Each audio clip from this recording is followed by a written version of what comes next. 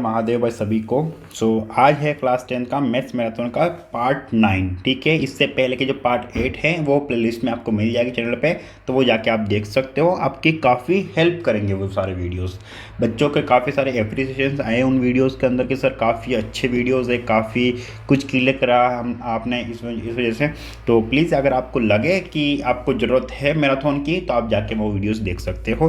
बाकी इसमें अपन कवर करवाने वाले हैं चैप्टर 9 जो कि है एप्लीकेशन ऑफ ट्रिग्नोमेट्री। ठीक है, अब एप्लीकेशन ऑफ ट्रिग्नोमेट्री के अंदर क्या क्या कॉन्सेप्ट है, कौन कौन से क्वेश्चंस इंपॉर्टेंट है या कौन से एग्जांपल्स जो इंपॉर्टेंट है, वो सारा कुछ अपन यहाँ पे डिस्कस करेंगे। उसके अलावा angle of elevation, angle of depression, वो चीज़ें भी अपन यहाँ पे डिस्कस करने वाले हैं। तो जैसा कि ये जो चैप्टर है वो जो 8 चैप्टर है उस पर थोड़ा कुछ बेस्ड है। ठीक है, बाकी ज़्यादा कुछ इस पर बेस्ड नहीं है। तो अपन जब शुरू करते हैं वीडियो को, उससे पहले अपन इस चैप्टर का वेटेज कितना बोर्ड एग्जाम के अंदर वो डिस्कस कर लेते हैं। तो वेटेज इसका 5 मार्क्स का, जिसमें से एक आता है 4 मार्क्स का क्वेश्चन और एक आता है MCQ। ठीक है, और इस चैप्टर से एक CBQ क्वेश्चन भी बनता है, मतलब केस बेस्ड स्टडी क्वेश्चन तो बन भी सकता है। और इसमें से और एप्लीकेशन ऑफ ट्रिग्नोमेट्री और इंट्रोडक्शन टू ट्रिग्नोमेट्री और क्वाड्रेटिक इक्वेशन, ये 3-4 चैप्टर ऐसे हैं जिसमें से ज़्यादा क्वेश्चंस बनते हैं CBQ के। तो ये चैप्टर्स पे आपको ध्यान देने की ज़्यादा ज़रूरत है CBQ के लिए। ओके, तो यहाँ पे सबसे पहले जो क्वेश्चन है वो ये है, the height of a tower is equal to the length of shadow, then find its angle of elevation. तो जो टावर है उसकी हाइट और उसकी जो शेडो की जो लेंथ है वो दोनों बराबर है, तो अपने को एंगल ऑफ एलिवेशन जो है वो फाइंड आउट करना है। अब सपोज मान लो अपने पास में ये एक टावर है, ठीक है, जिससे ये बन रही है शेडो। तो ये हो गया अपने A, इधर मैं B मान लेता हूँ, इधर मैं C मान लेता हूँ। तो AC जो है ये क्या हो जाएगा, शेडो की लेंथ। ठीक है, और इधर AB क्या हो जाएगा, टावर की हाइट। ठीक है, तो ये भी हाइट मान लेता हूँ मैं, H है ये भी और ये भी H है। तो ये हो गया एंगल यहाँ पे 90 डिग्री रहेगा, क्योंकि कोई भी जो ट्री या कोई भी जो टावर होता है या कोई बिल्डिंग होती है वो अर्थ के ऊपर 90 डिग्री पे खड़ी होती है। ओके, तो अकॉर्डिंग टू दिस ये एंगल हो गया अपने पास में 90 डिग्री। ये हो गया H अपन ने मान लिया, ये भी हो गया H। तो अकॉर्डिंग टू दिस अपन ये बोल सकते हैं कि ये परपेंडिकुलर है, ये बेस है और ये हाइपोटेनियस है। तो अपने को परपेंडिकुलर और बेस के रिलेशन के बारे में बात करी गई यहाँ पे। तो अपने को पता है कि tan theta is equal to होता है perpendicular upon base. Means perpendicular upon base का वैल्यू क्या है, H upon H is equal to 1। Means अपने पास में आया टेन थीटा का वैल्यू 1। और टेन थीटा का वैल्यू 1 कब होता है, 1045 डिग्री के लिए। तो अगर अपन कंपेयर करेंगे तो अपने पास में आ जाएगा tan theta is equal to 1045 degree. It means theta is equal to 45 degree. Okay, so angle of elevation means ये वाला जो एंगल है ये हो जाएगा 45 डिग्री। ठीक है, अगर अपन नीचे से अगर ऊपर किसी टावर या बिल्डिंग को देखते हैं तो अर्थ और अपनी आंखों के बीच में जो एंगल बनता है वो कहलाता है एंगल ऑफ एलिवेशन। ठीक है, और अगर अपन किसी चीज़ को ऊपर से नीचे देख रहे हैं, जैसे मान लो ये ऊपर है, यहाँ पे अर्थ है नीचे पे, यहाँ से मैं कोई ऑब्जेक्ट है, इस जगह पे कोई ऑब्जेक्ट है उसको मैं इस जगह से देख रहा हूँ, इस तरह से यहाँ पे। ठीक है, तो अब ये जो एंगल बनेगा ना यहाँ पर बनेगा। ठीक है, और इस एंगल को बोलेंगे अपन एंगल ऑफ डिफ्रेक्शन। और ये जो लाइन मैं बना रहा हूँ ये इमेजिनरी लाइन है जो कि किसके, अर्थ के पैरेलल है। तो ये है एंगल ऑफ डिफ्रेक्शन। ठीक है, एंगल ऑफ डिफ्रेक्शन। तो एंगल ऑफ डिफ्रेक्शन जो है वो किसके बराबर होगा, देखो ये लाइन इसके पैरेलल है तो ये एंगल इसके बराबर हो जाएगा। अगर ये थीटा है तो ये भी क्या हो जाएगा, थीटा। ओके, तो जो चीज़ अपन अगर ऊपर से नीचे देख रहे हैं तो उसको बोलते हैं एंगल ऑफ डिफ्रेक्शन, और अगर नीचे से ऊपर देख रहे हैं तो उसको बोलते हैं अपन एंगल ऑफ एलिवेशन। ठीक है, अब आगे बढ़ते हैं अपन नेक्स्ट क्वेश्चन की तरफ में। नेक्स्ट क्वेश्चन है ट्रिग्नोमेट्रिक टेबल। ठीक है, ये क्वेश्चंस इस टाइप के एप्लीकेशन ऑफ ट्रिग्नोमेट्री के जो क्वेश्चंस है, जो भी क्वेश्चन आप सोल्व करोगे हर एक क्वेश्चन के अंदर आपको ट्रिग्नोमेट्रिक वैल्यूज़ की जरूरत पड़ेगी। तो आपको ट्रिग्नोमेट्रिक टेबल जो है वो लर्न होना ज़्यादा ज़रूरी है। तो प्लीज़ वो टेबल जो है आप याद कर लीजिए। मैंने आपको बताया भी सही कि ट्रिग्नोमेट्रिक टेबल जो है वो आपको याद करनी होगी। उसमें से भी लास्ट जो चैप्टर है उसमें से भी आपको जो 3 से 4 मार्क्स जो है वो ट्रिग्नोमेट्रिक टेबल से मिलते हैं। और इसके अंदर तो आपको पूरे जो मार्क्स हैं वो ट्रिग्नोमेट्रिक टेबल के ऊपर ही बेस्ड होंगे। ठीक है, अगर आपको ट्रिग्नोमेट्रिक वैल्यू नहीं पता है तो आपका आंसर जो है वो गलत हो जाएगा, फिर सॉल्व नहीं कर पाओगे, या फिर थीटा की वैल्यू फाइंड आउट नहीं कर पाओगे, या अगर लेंथ या शेडो की लेंथ या हाइट वगैरह फाइंड आउट करने का बोल दिया तो वो फाइंड आउट नहीं कर पाओगे। तो आपको कुल मिला के क्या है कि ट्रिग्नोमेट्री की जो टेबल है वो आपको लर्न कर लेनी है। नाउ अगला दिया हुआ अपने को साइन थीटा इक्वल टू क्या होता है, perpendicular upon hypotenuse, cos theta equal to होता है बेस अपॉन हाइपोटेनस, और टेन थीटा इक्वल टू होता है परपेंडिकुलर अपॉन बेस। ये रिलेशंस आपको याद होने चाहिए कि साइन थीटा की वैल्यू क्या होती है, कोस थीटा की वैल्यू क्या होती है, और टेन थीटा की वैल्यू क्या होती है। साइन का रेसिप्रोकल क्या होता है, कोसेक थीटा, कोस थीटा का रेसिप्रोकल होता है सेक थीटा, और टेन थीटा का रेसिप्रोकल होता है कोट थीटा। तो ये भी रेसिप्रोकल हो जाएंगे, ठीक है। जैसे perpendicular upon hypotenuse, cos theta के लिए क्या हो जाएगा, हाइपोटेनस अपॉन परपेंडिकुलर। उसी तरह से कोस का उल्टा सेक थीटा, तो ये हो जाएगा हाइपोटेनस अपॉन बेस। उसी तरह से टेन थीटा का उल्टा cot theta means base upon perpendicular, ठीक है। फिर आपको पता होनी चाहिए speed is equal to distance upon time, ठीक है।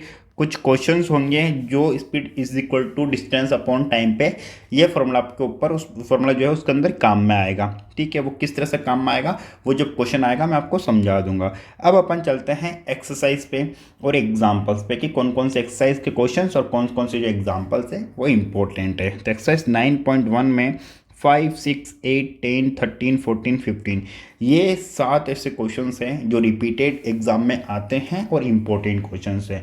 और इनमें से काफ़ी जो क्वेश्चंस है वो सैम्पल पेपर और प्रीवियस ईयर में आए हुए हैं ऑलरेडी। और साथ के साथ क्वेश्चन जो है वो इजी क्वेश्चंस है, ज़्यादा डिफिकल्ट नहीं है। मैं आपको समझा दूंगा सभी क्वेश्चंस को। तो चलिए आगे मिलते हैं। और आपको एक और चीज़ पता होनी चाहिए कि एक्सरसाइज 9.1 एक ही एक्सरसाइज जो है इसके अंदर है सिर्फ, ठीक है। तो सबसे पहले अपन सोल्व करेंगे question number 5। So question number 5 है, एक kite is flying at a height of 60 metre above the ground, the string attached to the kite is temporarily tied to a point on the ground. The inclination of the string with the ground is 60 degree. Find the length of the string assuming that there is no slack in the string. No slack का मतलब क्या हुआ कि वो कहीं से भी घूमी भी नहीं है, एकदम टाइट स्ट्रिंग है, ठीक है। और ये बोला गया है कि ये जो स्ट्रिंग, जो पतंग जो है ना काइट, वो जमीन से, अर्थ लेवल से 60 मीटर ऊपर में है। तो अपन यहाँ पे सबसे पहले जरूरी है डायग्राम बनाना। तो सपोज ये अपन ने बना ली सबसे पहले अर्थ, ठीक है। और ये जो है 60 मीटर हाई है, तो ये हो जाएगी 60 मीटर हाई, ठीक है। यहाँ से लेके यहाँ तक इस पॉइंट को नाम दे दिया मैंने ए, और यहाँ पे जहाँ काइट उड़ रही है उसको नाम दे दिया मैंने बी पॉइंट, ओके। अब यहाँ पे मैंने इस पॉइंट से, मान लो कि इस पॉइंट से कोई व्यक्ति जो है इस काइट को फ्लाई कर रहा है, तो ये हो गई स्ट्रिंग, ठीक है। ये स्ट्रिंग हुई, तो इस स्ट्रिंग की लेंथ में मान लेता हूँ एक्स, ठीक है। और एंगल ऑफ इंक्लिनेशन मतलब एंगल ऑफ एलिवेशन वो दे रखा अपने को 60 डिग्री, तो ये हो गया 60 डिग्री, ओके। नाउ अब अपने को पता होना चाहिए कि ये परपेंडिकुलर है, ठीक है, और ये हाइपोटेनियस है। और अपने को पता है कि sine theta is equal to होता है परपेंडिकुलर अपॉन हाइपोटेनियस, ओके। तो परपेंडिकुलर कितना है यहाँ पे 60 एंड हाइपोटेनियस कितना है यहाँ पे एक्स, ओके। तो थीटा की वैल्यू कितनी है 60 डिग्री, तो ये लिख लेंगे अपन sine 60 degree is equal to 60 upon X. So अभी अपने को पता है कि साइन 60 का जो वैल्यू होता है वो होता है √3/2, ठीक है, is equal to 60 upon X. अब क्रॉस मल्टीप्लाई करा देंगे इसको, तो ये हो जाएगा X is equal to 60 × 2 and divided by √3 is equal to 120 upon √3। देखो √3 यहाँ पे नीचे आ रहा, तो इस √3 को अपन रेशनलाइजेशन करवा लेंगे, तो ऊपर नीचे अपन √3 से मल्टीप्लाई करवा देंगे, ठीक है। तो ये हो जाएगा 120 √3 डिवाइडेड बाई √3 इंटू √3 हो जाएगा 3, तो 3 का डिवाइड करेंगे तो 3 4 12 एंड 0, तो x इज इक्वल टू आ गया 40 √3 metre, okay. So this is the answer for this question, ठीक है। तो जो लेंथ ऑफ स्ट्रिंग है यहाँ पे अपन लिख सकते हैं length of string is 40 √3 metre, okay student. Now अपन बढ़ते हैं क्वेश्चन नंबर 6 की तरफ में। क्वेश्चन नंबर 6 में दिया गया है कि a 1.5 metre tall boy is standing at some distance from a 30 metre tall building, ठीक है। एक 1.5 मीटर टॉल बॉय जो है वो एक 30 मीटर बिल्डिंग से कुछ डिस्टेंस पे खड़ा है, ठीक है। तो मैंने मान लिया कि ये हो गई अपनी अर्थ सरफेस, ठीक है, और ये हो गई बिल्डिंग। बिल्डिंग की लेंथ कितनी है, हाइट कितनी है 30 मीटर, ओके। और यहाँ पर एक लड़का खड़ा है जिसकी हाइट है 1.5 मीटर। और इस टाइप के जो क्वेश्चंस होते हैं ना वो आपको आते हैं एग्जाम के अंदर, तो इसको आप ध्यान से समझ लेना, ठीक है। तो ये बॉय हो गया जो कि यहाँ पे खड़ा है, ओके। तो अब मेरे को सबसे पहले क्या बनाना पड़ेगा, इसका परपेंडिकुलर बनाना पड़ेगा अर्थ सरफेस से, ठीक है। ये 1.5 मीटर यहाँ से लेके यहाँ तक हो जाएगा, ओके। तो ये यहाँ से लेके यहाँ तक कितनी हो गई 1.5 मीटर। ओके, अगर ये यहाँ से लेके यहाँ तक 1.5 मीटर है तो ये यहाँ से लेके यहाँ तक कितनी हो जाएगी, तो अपन 30 में से माइनस कर देंगे, मतलब 28.5 मीटर हुई यहाँ से लेके यहाँ तक। अब इस पॉइंट को नाम देता हूँ मैं सपोज ए, इधर बी, इधर सी, और इधर इसको नाम देता हूँ मैं डी। ठीक है, डी, और इसको नाम देता हूँ मैं ई। ओके, अब इसको यहाँ से बॉय जो है वो बिल्डिंग की टॉप को देखेगा यहाँ से। ठीक है, अब आगे क्वेश्चन में क्या क्या दिया गया है, the angle of elevation from his eyes to the top of the building increases from 30 degree to 60 degree. Increase होता है 30 डिग्री से 60 डिग्री तक। तो देखो, जब भी अपन किसी ऑब्जेक्ट के, किसी बिल्डिंग के जितना पास जाते हैं ना, एंगल ऑफ एलिवेशन जो है उतना बढ़ता रहता है। तो पहले यहाँ पर था 30 डिग्री, और फिर सपोज वो यहाँ से चल के सपोज यहाँ पर आ गया। ओके, तो यहाँ पर कितना आ जाएगा, यहाँ पर दिया गया है 60 डिग्री क्वेश्चन के अंदर अपने को। ओके, तो 30 डिग्री से इंक्रीज होकर 60 डिग्री हो गया। As he walks towards the building find the distance he walk towards the building. तो वो बिल्डिंग की तरफ में कितना मीटर चला, कितना डिस्टेंस चला, ये अपने को फाइंड आउट करना है। मतलब अगर ये पहले यहाँ पर था, इस पॉइंट में देता हूँ मैं सपोज पी और क्यू। ठीक है, तो वो ए से लेके पी तक कितना चला, ये डिस्टेंस फाइंड आउट करनी, मीन्स अपने को ए पी की जो वैल्यू है वो फाइंड आउट करनी है। ओके, तो यहाँ पे ए पी जितना होगा उतना ही ई क्यू होगा। यस और नो? सो सबसे पहले अपन इस ट्रायंगल में चलेंगे, फिर इस ट्रायंगल डी सी ई के अंदर कर लेंगे। तो पहले अपन चलते हैं ट्रायंगल सी डी क्यू। ठीक है, तो इसके अंदर अपने पास में टीटा कितना हो जाएगा, 60 डिग्री। ये परपेंडिकुलर है और ये बेस है, क्योंकि अगर अपन ने ये डी ई फाइंड आउट कर लिया और ये अपन ने डी क्यू फाइंड आउट कर लिया, तो डी ई में से डी क्यू को माइनस कर देंगे तो अपने पास में क्यू ई आ जाएगा। तो सी डी क्यू ट्रायंगल के अंदर अपन ये अपने को बेस फाइंड आउट करना है और परपेंडिकुलर दिया हुआ है। तो यहाँ पे लिखेंगे अपन perpendicular upon base means tan theta. तो tan theta means tan 60 degree is equal to perpendicular upon base. तो परपेंडिकुलर 28.5 अपॉन बेस। बेस कितना है, बेस अपन लिख लिया अपन ने डी क्यू। ओके, सो 1060 का वैल्यू होता है √3। ओके, तो ये हो जाएगा √3 is equal to 28.5 upon D Q. Okay, तो इसको क्रॉस मल्टीप्लाई कर लेंगे तो D Q is equal to हो जाएगा 28.5 अपॉन √3। ठीक है, नाउ अपन एक काम करते हैं, √3 को रेशनलाइज करवा लेते हैं। तो √3 को रेशनलाइज किया कराया अपन ने, तो ये हो गया D Q is equal to 28.5 √3 divided by 3 का डिवाइड करेंगे, 3 9 जा 27.35 जा 15, तो 9.5 √3 मीटर आ गया डी क्यू। ओके, अब अपन चलते हैं ट्रायंगल सी डी ई के अंदर। तो सी डी ई ट्रायंगल के अंदर अपने पास में सेम टेन टीटा होगा। तो tan theta is equal to tan theta की वैल्यू कितनी हो जाएगी, 30 डिग्री। तो यहाँ पर जाएगा 10 30 degree is equal to perpendicular 28.5 upon base. Base कितना हो जाएगा, बेस हो जाएगा डी ई।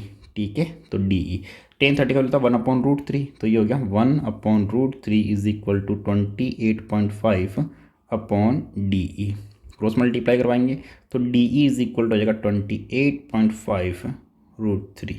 ठीक है, सो डी ई का वैल्यू आ गया अपने पास में। अब अपने को वैल्यू किसका चाहिए, अपने को वैल्यू चाहिए क्यू ई का। So Q E is equal to हो जाएगा D E minus D Q. Okay, it means 28.5 √3 minus 9.5 √3 metre. Okay, तो अभी अपन इसको माइनस कर लेते, तो ये आ जाएगा अपने पास में 19 √3 मीटर। ओके, इट मीन्स कि अपने पास में A P is equal to 19 √3 metre आया। मतलब कि जो स्टूडेंट है, जो भी बच्चा है, जो बॉय है, वो 19 √3 मीटर की डिस्टेंस उसने ट्रेवल करी। एंगल ऑफ एलिवेशन जहाँ पे 30 डिग्री से 60 डिग्री हो गया। ओके स्टूडेंट, सो उम्मीद करता हूँ ये आपको समझ में आया होगा। फिर भी कोई डाउट क्वेरी वगैरह हो तो प्लीज़ कमेंट करके जरूर पूछ ले। अब इसके बाद में सोल्व करेंगे अपन क्वेश्चन नंबर 8। क्वेश्चन नंबर 8 में दिया है ए स्टेचू 1.6 मीटर टॉल। एक स्टेचू जो है वो 1.6 मीटर टॉल है, stands on the top of A pedestal from A point on the ground. The angle of elevation of the top of the statue is 60 degree and from the same point the angle of elevation of the top of the pedestal is 45 degree. Find the height of the pedestal. तो pedestal की height जो find out करनी है। देखो pedestal क्या होता है, pedestal वो होता है जैसे फॉर एग्जांपल कोई स्टेचू है तो उसके नीचे का एक स्टेज होता है कुछ इस तरह का। ठीक है, उसी को बोलते हैं अपन पेडेस्टल। फिर उस पेडेस्टल के ऊपर कोई स्टेचू जो है वो बनाया गया होता है इस तरह से। ठीक है, तो ये स्टेचू है ये पेडस्टल है। अगर इस पॉइंट से अगर मैं इस पेडस्टल के टॉप मतलब स्टेचू के टॉप पे एंगल ऑफ एलिवेशन डाल रहा हूँ तो वो तो है 60 डिग्री। वो अगर उसी सेम पॉइंट से अगर मैं पेडस्टल की टॉप पे डाल रहा हूँ तो उसका है 45 डिग्री। तो अब अपने को स्टेचू जो है ना उसकी लेंथ तो दी हुई है 1.6 मीटर, ठीक है। तो अपने को हाइट किसकी फाइंड आउट करनी है, अपने को हाइट फाइंड आउट करनी है इसकी पेडस्टल की, जो अपन मान लेते हैं सपोज एक्स। तो अब देखो यहाँ से लेके यहाँ तक की जो हाइट है वो हो जाएगी एक्स प्लस 1.6 मीटर। तो अपने ने क्या करना है, पहले ये वाला ट्राइंगल ले लेना है। ये वाला ट्राइंगल ले लिया आपने सबसे पहले, तो जिसमें ये एंगल ऑफ एलिवेशन हो गया 60 डिग्री, परपेंडिकुलर हो गया x प्लस 1.6 मीटर, ठीक है। और इसको आप मान लो सपोज y।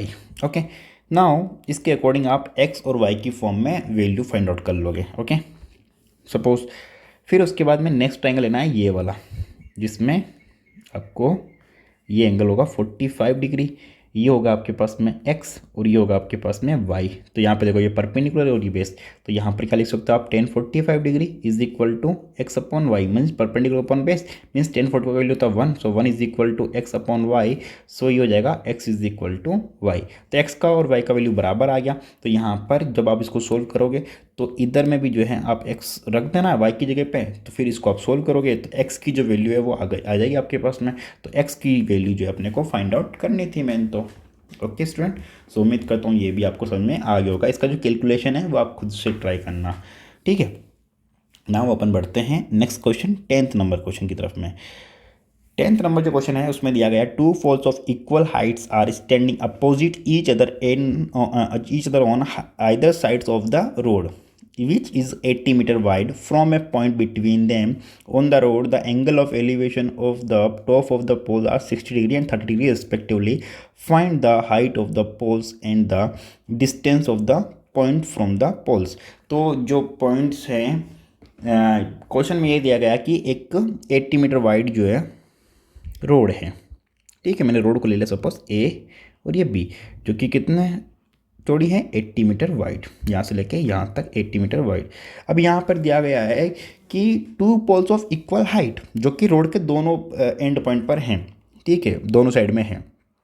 तो एक टावर हो गया ये, एक टावर हो गया ये, दोनों की जो हाइट है वो है सपोज h मीटर, ठीक है, क्योंकि दोनों की सेम बोली है, इक्वल बोली है। और रोड के बीच में एक पॉइंट है सपोज यहाँ पर, तो ये इस एंगल, इस पे एंगल ऑफ एलिवेशन बना रहा है और इधर से ये इस पे एंगल ऑफ एलिवेशन बना रहा है। ओके, नाउ बोला गया है कि ये जो एंगल्स हैं वो 30 डिग्री और 60 डिग्री बन रहे हैं। तो मैं मान लेता हूँ कि इधर वाले का जितना पास है उतना ज़्यादा बनेगा, तो ये 60 डिग्री इधर बन गया, इधर बन गया 30 डिग्री। ओके, अब यहाँ से लेके यहाँ तक डिस्टेंस मान ली मैंने x, ठीक है, और यहाँ से लेके यहाँ तक की मैंने क्या हो जाएगी, अगर ये इधर की x है और पूरी 80 है तो ये हो जाएगी 80 माइनस x। इसको नाम दे दिया मैंने a, इधर b, इधर इसको निकाल देता हूँ मैं, ठीक है, इधर a b, इधर c, इधर d और इधर e, ठीक है। तो पहले अपन चलते ट्राइंगल ए बी सी में। तो ट्राइंगल ए बी सी के अंदर क्या हो जाएगा, ये परपेंडिकुलर, ये बेस और ये थीटा दिया हुआ है, तो यहाँ पर हो जाएगा tan theta means tan 30 degree equal to perpendicular upon base. तो परपेंडिकुलर है h अपॉन बेस कितना है x, ठीक है। टेन 30 का वैल्यू 1/√3, तो ये हो गया 1/√3 is equal to h upon x, ठीक है। अपने को वैल्यू x की फाइंड आउट करनी है, तो अपन इसको x की फॉर्म में लिख लेते हैं, ठीक है। सो h इज इक्वल टू हो जाएगा x अपॉन √3, इसको नाम दे दिया अपन ने इक्वेशन नंबर 1, ठीक है। नाउ अब अपन चलते हैं ट्राइंगल DCE में, ठीक है। तो DCE ट्राइंगल के अंदर अपने पास मिल जाएगा टेन 60 डिग्री, सॉरी यहाँ पे थीटा जो है वो 60 डिग्री है। ओके, टेन 60 डिग्री है तो यहाँ पे √3 होगा। ओके, तो इधर हो जाएगा h is equal to x √3 metre. Okay, now यहाँ पे हो जाएगा tan 30 degree is equal to h upon x 80 minus x, ठीक है। टेन 30 का वैल्यू कितना है 1/√3, तो ये हो गया 1/√3 is equal to h upon 80 minus x, cross multiply करवाएंगे, 80 minus x is equal to h√3। अब h का जो वैल्यू था वो था x√3, तो यहाँ पर x√3 जो वैल्यू है वो h की यहाँ पे पुट कर देंगे, तो ये हो गया 80 minus x is equal to h की value x√3, so x√3 multiply √3, so 80 minus X था उसको उधर भेज दिया, तो ये हो गया x और ये दोनों मल्टीप्लाई हो जाएगा, ये हो जाएगा +3x। So 4x is equal to हो गया 80। So x is equal to 80 divided by 4 equal to 20। Okay, so x की जो वैल्यू है वही अपने पास में 20 मीटर। ओके, मीन्स इस पॉइंट से ये वाला जो टावर है ये 20 मीटर की दूरी पर है और ये वाला जो टावर है इधर वाला ये 60 मीटर की दूरी पर है इस पॉइंट से। ओके, नाउ अपने को जो टॉवर्स है उनकी हाइट भी फाइंड आउट करनी है। तो जो भी अपने पास में x की वैल्यू आई है वो यहाँ पर इक्वेशन नंबर 1 में पुट कर देंगे। तो h का जो वैल्यू था वो था x√3। ठीक है, इट मीन्स ये हो जाएगा 20√3 मीटर। तो जो हाइट ऑफ टावर है वो आ गई 20√3 मीटर। ओके स्टूडेंट, सो उम्मीद करता हूँ ये भी आपको समझ में आया होगा। फिर भी कोई डाउट क्वेरी वगैरह हो प्लीज़ कमेंट करके ज़रूर पूछ लें। अब इसके बाद के जो क्वेश्चन है 13, 14 एंड 15, ये क्वेश्चंस जो है इनके क्वेश्चंस मैंने एप्लीकेशन ऑफ ट्रिग्नोमेट्री की प्लेलिस्ट मैंने अपलोड कर रखी है चैनल पे। उन वीडियो के अंदर इन तीनों के जो सॉल्यूशंस है वो प्रॉपरली जो है आपको अपलोडेड मिल जाएंगे। ठीक है, तो वो जाके प्लेलिस्ट आप चेक कर लीजिए। अगर आपको ये क्वेश्चंस नहीं आते तीनों तो 13, 14, 15 ये वहाँ पे आप चेक कर लीजिए। बाकी जो एग्जांपल्स है इंपॉर्टेंट एग्जांपल्स वो कौन कौन से हैं वो भी मैं आपको बता देता हूँ। तो एग्जांपल्स इंपॉर्टेंट है 2, 4, 5, 6 एंड 7, ये पांचों एग्जांपल्स आप सोल्व कर लो। इनके भी जो सॉल्यूशंस हैं हमने चैनल पे अपलोड किए हुए हैं, एक्सप्लेन करके किस तरह से डायग्राम वगैरह बनाना हो, किस तरह से क्या करना, सब कुछ हमने बताया हुआ है। और इसके अलावा अगर कोई क्वेश्चन ऐसा हो एप्लीकेशन ऑफ ट्रिग्नोमेट्री का या किसी भी अदर एक्सरसाइज का जिसमें आपको समझ में नहीं आ रहा हो, या इस एप्लीकेशन ऑफ ट्रिग्नोमेट्री को ऐसा क्वेश्चन हो जिसमें आपको डायग्राम कैसे बनाना है वो समझ में नहीं आ रहा हो, तो आप हमें यहाँ पे व्हाट्सअप कर सकते हो या इंस्टाग्राम पे मैसेज कर सकते हो। हम आपकी हेल्प करेंगे और हम आपको बताएंगे कि आपको उसमें डायग्राम कैसे बनाना है, क्वेश्चन को कैसे अप्रोच करना है, सारी चीज़ें हम बताएंगे आपको। ठीक है, बाकी उम्मीद करता हूँ कि आपको चीज़ें समझ में आई होगी। कोई भी क्वेरीज वगैरह हो प्लीज़ कमेंट करें या फिर मैसेज कर सकते हैं हमें डायरेक्टली। आप हमारा अगर आपको सैम्पल पेपर्स चाहिए, PYQs चाहिए, नोट्स चाहिए साइंस के, तो आप जो है हमें यहाँ पे चैनल का जो टेलीग्राम चैनल का लिंक दिया हुआ है, आप जाके टेलीग्राम ज्वाइन कर सकते हैं। वहाँ पे आपको सारे कुछ मिल जाएंगे। Okay, so thank you so much. आज के लिए इतना ही, बाकी मिलते हैं नेक्स्ट वीडियो में। तब तक के लिए bye bye, take care, thank you so much. Har Har Mahadev.